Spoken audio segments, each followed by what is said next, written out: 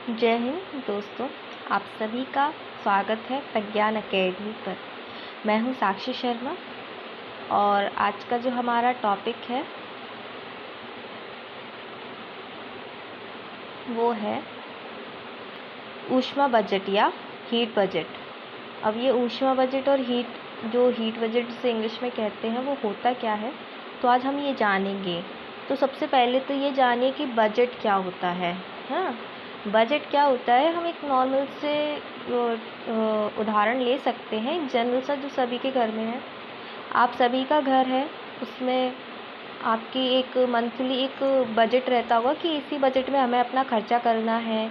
हमारे पैसे हैं, जो इनकम है वो यहाँ से आएगी, हमारी इन्वेस्टमेंट यहाँ यहाँ होगी, मतलब हम यहाँ यहाँ अपना खर्च करेंगे और फिर हमें यहाँ यहाँ से चीज़ें वापस मिलेंगी। मतलब हमें उससे जो चीज़ें मिलेंगी या जो भी कुछ हमारा खर्चा होगा उस सभी का हिसाब किताब कि हमारा पैसा कितना आया, हमने कितना इन्वेस्ट किया, कहाँ पर कितना हमारा खर्चा हुआ और जो हमारी बचत है वो कितनी हुई ओवरऑल एक महीने की। तो ये बजट भी कैसा होता है, ये ऊष्मा का बजट है। ऊष्मा यानी कि जो हीट आती है ना, हीट। तो हीट बजट है। अब जैसे मैंने पहले के अपने टॉपिक्स में आपको बहुत अच्छे से क्लियर कर दिया कि सूर्य तप कैसे आता है, सूर्य तप विकिरणों के रूप में आते, तो विकिरण क्या होते हैं। ठीक है, तो ये चीज़ें मैंने आपको पहले टॉपिक में काफ़ी अच्छे से क्लियर कर दी है। तो अगर आप पहले वाले नहीं देखे हैं वीडियोज़ तो आप एक बार ज़रूर देख लें। ठीक है, तो हम देखेंगे कि ऐसे सन है हमारा, इससे जो हमारा रेडिएशन आ रहा है जिस भी तरह का, तो वो जो हमारी पृथ्वी पे आता है। अब जो पृथ्वी गर्म कैसे होती है, मैंने आपको अपने फर्स्ट लेक्चर में जिसमें पृथ्वी की परतों के बारे में समझाया था, तो मैंने बहुत अच्छे से बताया था कि जो हमारा एटमॉस्फेयर है वो सूर्य की सीधी किरणों से गर्म नहीं होता है। वो कैसे गर्म होता है, हमारी पृथ्वी पे जो सूर्य की किरणें आ जाती है उसके बाद हमारी पृथ्वी जो उसे दीर्घ तरंगों के रूप में वापस वायुमंडल में छोड़ती है, उससे ही हमारा जो वायुमंडल है वो गर्म होता है। और ये दीर्घ तरंगें या लॉन्ग वेव्स क्या होती है, ये भी मैंने आपको पिछले अपने लेक्चर्स में बहुत अच्छे से समझा दिया है। अगर आप पहले वो लेक्चर ज़रूर देखें इस लेक्चर को देखने से पहले, क्योंकि वो काफ़ी बेसिक चीज़ है जिससे कि आपको ये लेक्चर देखने में काफ़ी समझने में ये लेक्चर काफ़ी ज़्यादा हेल्प होगी। तो प्लीज़ उस लेक्चर को देखने के बाद ही इस लेक्चर को देखिएगा। और अगर आपको ये बेसिक चीज़ें पता है तो आप बेशक इस लेक्चर को देख सकते हैं। ठीक है, तो चलिए स्टार्ट करते हैं। सबसे पहले प्रवेशी लघु तरंग सौरिक विकिरण। अब जैसे हमारा अर्थ है, ठीक है, अब पहले इसमें सूर्य की किरणें आएंगी ना, मतलब जो लघु तरंगों के रूप में। अब लघु तरंगें क्या होती है ये भी मैंने आपको पिछले लेक्चर्स में समझा दिया है ना। तो लघु तरंगें विकिरणों के रूप में जो आएंगी वो किस प्रकार आएंगी, किस मात्रा में आएंगी, तो उन सब के बारे में हम पहले अध्ययन करेंगे कि जो हमारी, अब पहले हम जब घर का बजट बनाते तो यही तो देखते कि हमारी जो इनकम है वो हो कहाँ से रही है, कितनी इनकम हो रही है ना। तभी तो हम देखेंगे कि हमने इतना इसे दिया, इतना इसे दिया, तो उसी को हम सबसे पहले देखेंगे। जो सौर ऊर्जा है, जो टोटल सौर ऊर्जा है, उसका केवल 2% भाग ही वायुमंडल में प्रवेश करता है।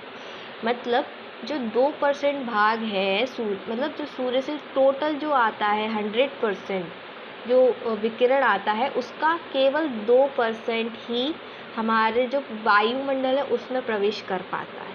पहले तो ये फैक्ट आपको बहुत अच्छे से ध्यान रख लेना चाहिए। ठीक है, अब हम जो ये 2% है उसे हम कितना परसेंट मान के चल रहे हैं। अरे भाई, हमारे लिए तो ये 100% ही है ना। सूर्य का भले ही 2% आ रहा है लेकिन हमारे लिए तो ये 100% है। तो अब ये कैसे है, अब 100% मान लिया हमने, जो हमारी ये जो 2% ऊर्जा है हमने मान लिया कि हमारे लिए 100% है ना, कि मतलब हमारे लिए ही सब कुछ है, इससे ही हमारी पृथ्वी गर्म होगी, किसी भी तरह से होगी तो केवल इस 2% से होगी। तो मतलब हमारे लिए तो ये कितना है, 100% है ना। तो इस 100% में से, मतलब इस 2% को जो हमने 100% माना है, ये हमारा 100% है ना। तो अब इस 100% में मतलब इसे 100% मान लिया जाए तो इसका जो 35% भाग है ना, जिसका 27% बादल द्वारा, 6% धूल कणों द्वारा और 2% धरातलीय सतह द्वारा शून्य में वापस चला जाता है। मतलब जो 35% भाग है इस 100% का, वो कैसे, वो तो हमें प्राप्त ही नहीं होता, वो तो सीधे के सीधे जैसे आता है वैसे ही लौट जाता है। कैसे? जो 35% है टोटल, मतलब जो हमारा 100% है उसका 35%, उस 35% में से जो 27% है जो बादल द्वारा, 6% धूलकणों द्वारा और 2% धरातलीय सतह द्वारा शून्य में वापस चला जाता है। शून्य का यह मतलब है अंतरिक्ष में, जहाँ पे हमारा कोई कार्य नहीं है, मतलब जिससे हमें प्रभावित नहीं हो रहा है हमारा टेम्परेचर। ठीक है, तो इसे देख लेते हैं एक बार अच्छे से, मैं आपको एक्सप्लेन कर देती हूँ। देखिए, हमारा जो 100% सोलर रेडिएशन यहाँ आ रहा है ना, आप देख पा रहे होंगे, ये लिखा हुआ है टोटल सोलर रेडिएशन 100%। अब ये 100% आ गया। ठीक है, अब ये क्लाउड है, अब बादल तो होते ही हमारे आकाश में, तो उससे कितना % रिफ्लेक्ट हो रहा है वापस अंतरिक्ष में? 27% है ना। 27% रिफ्लेक्ट हो गया वापस, मतलब परावर्तित हो गया, जैसा आया वैसे 27% वापस चला गया। ठीक है, घबराइएगा मत, ये बहुत ईजी चीज़ है, अगर आप समझ जाएंगे तो कुछ भी इसमें टफ नहीं है ना। बस आप थोड़ा सा मैथ अच्छा कर लीजिए, आपका सब सही जगह, जोड़ना घटाना ही है बस इसमें, और कुछ भी नहीं है। तो देखिए 100% आया, उसका 35% जो सीधे के सीधे रिफ्लेक्ट हो रहा है हमारी पृथ्वी से, उस 35% का 27% सीधे के सीधे हमारे बादल द्वारा रिफ्लेक्ट कर दिया जाता है ना। उसके बाद में जो 6% है, अब देखिए मैं बता देती हूँ आपको ऊपर से। देखिए, अब जो 35% था ना हमारा टोटल आया था, उसका 27% बादल द्वारा, तो मैंने आपको बता दिया ये बादल हो गए ना, बादलों ने रिफ्लेक्ट कर दिया। अब और देख लेते हैं। ठीक है, उसके बाद जो 6% है वो धूलकणों के द्वारा है ना। धूलकण कैसे? अब हमारे एटमॉस्फेयर में कई सारे धूलकण भी तो होते हैं, कई सारे धूलकण हैं। अब धूलकण क्या करते हैं? अब देखना, किसी दिन जब हमारे आकाश में धूल छाई रहेगी ना, जब आंधी आती है, अभी आजकल काफ़ी चल रही है आंधी, इस टाइम का, इस सीज़न में काफ़ी चलती है। तो जो आंधी आती है, तो आंधी के टाइम पे हमारा जो सूर्य की किरणें हमारे चारों तरफ अंधेरा अंधेरा हो जाता है। क्यों हो जाता है? क्योंकि जो धूलकण है वो आ जाते हैं। अब धूलकण क्या करते हैं? ये बहुत अच्छे परावर्तक होते हैं ना, प्रकीर्णित कर देते हैं प्रकाश को, या परावर्तित कर देते। तो ये देखिए, जैसे इससे प्रकाश टकराया और धूलकण से वापस चला गया टकरा के, है ना। अब ये नहीं कि एक छोटा सा धूलकण है उससे काफ़ी सारा प्रकाश चला गया, जो ओवरऑल काफ़ी सारा धूलकण, ऐसा तो नहीं है कि 2-3 कण ही है, बस काफ़ी सारा, हमारा अर्थ इतना बड़ा है तो काफ़ी सारे वो होते हैं हमारे यहाँ, पार्टिकल्स होते हैं कई सारे, तो धूलकण होते हैं जिन्हें हम एरोसोल्स भी कहते हैं। तो उससे कितना जाता है? 6%। 35% सीधे जो रिफ्लेक्ट हो रहा है, उसका जो 27% पार्ट है वो सीधे के सीधे किससे? बादलों से। और 6% किससे सीधे के सीधे रिफ्लेक्ट हो रहा है? हमारी जो धूलकण है उससे, है ना। अब जो हमारा कितना, उसमें से जो 6% है वो धरातलीय सतह द्वारा सीधे के सीधे शून्य में भेज दिया जाता है, वापस परावर्तित कर दिया जाता है।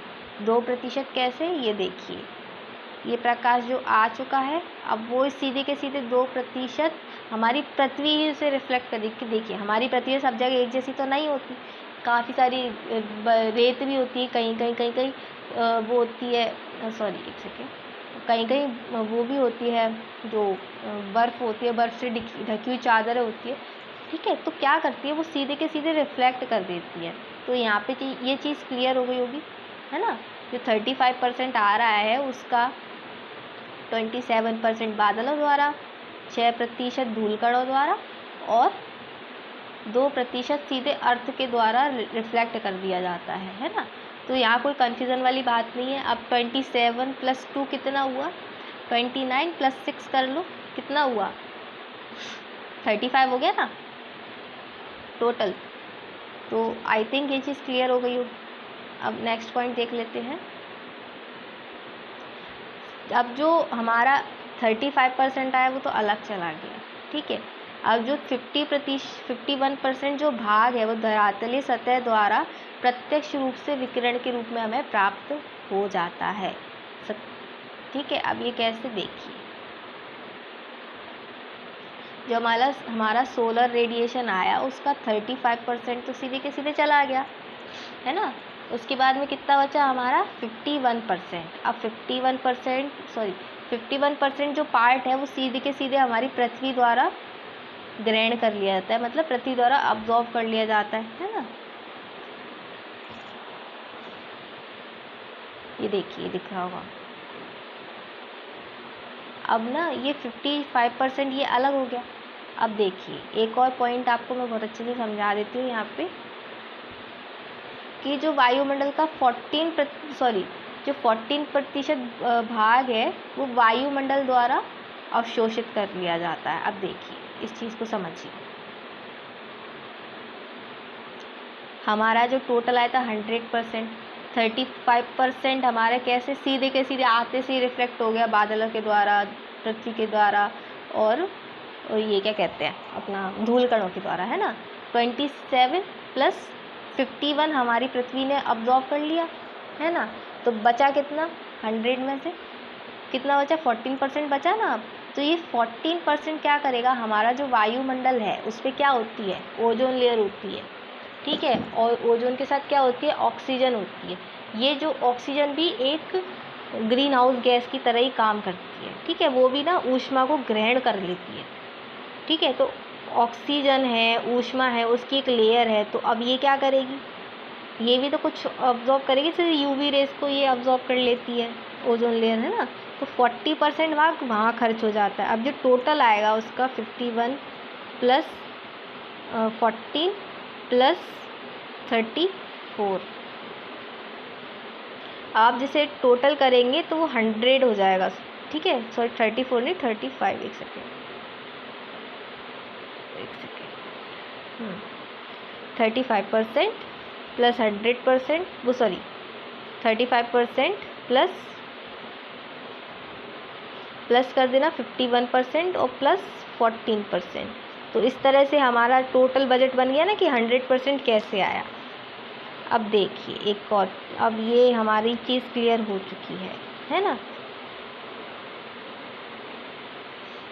अब जैसे मैंने यहाँ लिख रखा है 27 + 2 + 6 = 35%, तो ये 27 2% और 6%, तो ये समझ चुके होंगे आप, ठीक है। अब आगे बढ़ते हैं। अब फिर आता है कि अब जो हमारी ऊष्मा आ गई है, अब ऐसा तो नहीं है कि हमारी पृथ्वी इसे लेके ग्रहण कर ही रखेगी, इसे छोड़ेगी भी तो ना भाई। अगर इतना ज़्यादा ग्रहण करेगी तो पृथ्वी ब्लास्ट हो जाएगी, उसका इतना ज़्यादा टेम्परेचर हो जाएगा कि वो उसे सह ही नहीं पाएगी, क्योंकि आता जाएगा आता जाएगा आता जाएगा आता जाएगा, तो कब तक आएगा भाई, एक सीमा होती है ना। तो क्या करती है हमारी पृथ्वी, ग्रहण तो करती है लेकिन साथ में उसे छोड़ती भी है, कैसे वो अभी हम जानेंगे। देखिए इसे कहा है बहिर्गामी दीर्घ पार्थिव विकिरण। पृथ्वी है हमारी, तो जब हमारी गर्म होती है पृथ्वी सनलाइट से, जो लघु तरंगों के रूप में प्रकाश आता है, तो वो हमारी पृथ्वी से किस तरीके से रिफ्लेक्ट कर, किस तरह से वापस करती है, छोड़ती है, दीर्घ तरंगों के रूप में छोड़ती है। अब दीर्घ तरंगे क्या होता है और लघु तरंगे क्या होती है, मैंने अपने पिछले लेक्चर्स में आपको बहुत अच्छे से समझा दिया है, पर फिर भी मैं आपको यहाँ पे थोड़ा सा शॉर्ट में समझा देती हूँ। जो दीर्घ तरंगे होती हैं, दीर्घ तरंगे ऐसे पिंडों से आती है जिनका जो तापमान होता है, तापमान कम होता है, ठीक है, जो ज़्यादा गर्म नहीं होते। और जो लघु तरंगे हैं वो उन पिंडों से आता है जो बहुत ज़्यादा गर्म होते हैं, लाइक सन। जो हमारा सूरज है वो काफ़ी गर्म है ना, इस वजह से। तो अब यहाँ पे समझ आ गया होगा। और अगर आपको और डीप में देखना है तो मेरे पिछले लेक्चर्स ज़रूर देखिएगा, क्योंकि उसमें मैंने बहुत डीपली समझाया है इन चीज़ों को, कि दीर्घ तरंग क्या होता है, मतलब शॉर्ट वेव्स क्या होती है, लॉन्ग वेव्स क्या होती है, दीर्घ तरंगें, ठीक है। तो ये मैंने आपको पिछले लेक्चर्स में बहुत अच्छे से समझाया है। तो अब देखते हैं, पृथ्वी को प्राप्त कुल 51% ऊर्जा में से 23% ऊर्जा होती है वो धरातलीय सतह द्वारा दीर्घ तरंगों के रूप में विकृत कर दी जाती है। ठीक है, अब उसमें क्या होता है, 6% वायुमंडल द्वारा अवशोषित कर ली जाती है, वहीं 17% सीधे शून्य में चले जाता है। देख लेते हैं कैसे। हमारा टोटल कितना आया था ऊपर, 17 + 34 = 51 आया था अपना। मतलब टोटल जो आया था हमारे पृथ्वी ने जो ऑब्जॉर्व किया था वो कितना किया था, 51% किया था ना। तो अब क्या होगा कि जो पृथ्वी से, तो अब क्या है, जो 23% है, अब इस जो 51% का जो 23% है वो कैसे रेडिएशन के थ्रू हमारी पृथ्वी छोड़ेगी। रेडिएशन यानी कि जिसे किसी माध्यम की ज़रूरत नहीं है, वो सीधे के सीधे विकिरण सॉरी जो वेव्स किसी माध्यम की ज़रूरत नहीं होती जिन्हें चलने के लिए, ठीक है, उसे कहते हैं। ये भी मैंने आपको पिछले लेक्चर में विकिरण, संवहन, संचालन क्या होता है ये भी मैंने बहुत अच्छे से समझा दिया है, तो अब मुझे नहीं समझाना चाहिए क्योंकि वो पहले लेक्चर मैंने कंप्लीट कर लिया। आप पहले लेक्चर ज़रूर देखिएगा। अभी देखिए 23% है, अब वो कैसे जाएगा, 6% तो हमारा सीधे वायुमंडल द्वारा ग्रहण कर लिया जाएगा, बचा 17%। तो 17% हमारा सीधे पृथ्वी वायुमंडल में छोड़ देगी। उसके बाद बचा 9, उस जो 51% का 23% हटा दो, फिर 9% जो है वो 9%। अब देखो संवहनीय धाराएँ ही चलती है, ठीक है, उससे क्या होता है, बादल बनते हैं। अब संवहनीय धारा कैसे, ये गर्म, ये जो सॉरी एक सेकेंड, ये जो ठंडी हवा ये नीचे आई सतह के पास, अब सतह गर्म है, इससे गर्म, तो ये हवा भी क्या है, गर्म हो जाएगी। अब गर्म होकर ऊपर उठेगी, ऊपर उठेगी तो ये क्या होगी, ऊपर जाके बादल बन जाएगी, संघनन की क्रिया करेगी। तो ये चक्र चलता रहता है ना। तो इस संवहन की क्रिया में कुछ ऊर्जा वो वेस्ट होती है। जैसे देखिए जब हम पानी गर्म करते हैं, पानी गर्म कर रहे हैं तो इससे कुछ वाष्प निकलती है। अब ये वाष्प क्या करती है भाई, ये जो वाष्प है ये इतनी गर्म होती है कि आप इसे टच करेंगे तो आपका हाथ जल जाएगा। क्यों जलता है, क्योंकि उसमें होती है गुप्त ऊष्मा, ठीक है, लेटेंट हीट होती है उसमें। अब गुप्त ऊष्मा क्या होती है, ये छुपी हुई ऊष्मा होती है। जब हम पानी गर्म करते हैं तो हमने कुछ हीट दी होती है ना उसे, अब वही हीट क्या होती है उस वाष्प में छुपी हुई आती है। क्योंकि आपने एक सिद्धांत पढ़ा होगा साइंस का, मतलब जब थोड़ा बहुत भी साइंस आपने पढ़ा होगा तो ये आपको पता होगा कि ऊष्मा या एनर्जी कभी खत्म नहीं होती बल्कि अपने रूप में परिवर्तन करती है ना। तो अब क्या है कि अब ये निकला, संवहनी धाराएं चली, तो अब क्या है 9% यहाँ वेस्ट हो गई, ठीक है। अब 19% जो है वो कंडेंसेशन के थ्रू, कंडेंसेशन यानी कि जो बादल वगैरह बन रहे हैं उसके थ्रू 19% खर्च हो गई, ठीक है। अब देखिए यहाँ मैंने सब लिखा हुआ है, पार्थिव विकिरण 9% संवहन द्वारा और 19% वाष्पीकरण द्वारा। पृथ्वी गर्म होगी तो अब हम हैं, हमारा एग्जाम्पल ले लो, हम जब बहुत ज़्यादा बुखार आता है या फिर हमें गर्मी के दिन में पसीना क्यों ज़्यादा आता है, क्योंकि हमारी बॉडी का जो टेम्परेचर है वो बहुत ज़्यादा बढ़ जाता है। तो हम पसीने के थ्रू क्या करते हैं, हम हमारी बॉडी का टेम्परेचर मेंटेन करने की कोशिश करते हैं ना। अब पृथ्वी का टेम्परेचर बहुत ज़्यादा बढ़ गया है तो अब वो भी क्या करेगी, मेंटेन करने की कोशिश करेगी ना, तो क्या होगा, वाष्पीकरण होगा ना, ठीक है। अब क्या होता है, वाष्पीकरण हो गया तो यहाँ पे 9 + 19 + 23 कितना हो गया, टोटल 51% हो गया। सॉरी एक सेकेंड, तो आपको समझ आ गया कि यहाँ पे पूरा खर्च हो गया, ये 51% अपना पूरा चला गया। इसके बाद में ये 48% कैसे आया, तो देखिए आप इन तीनों को कैलकुलेट करिए, ठीक है। हमारा जो 14% है, 14% कैसे, जो हमने वायुमंडल से लिया था, याद है आपको, याद होगा शायद थोड़ा सा, तो मैं अभी आपको दिखा देती हूँ। जैसे देखिए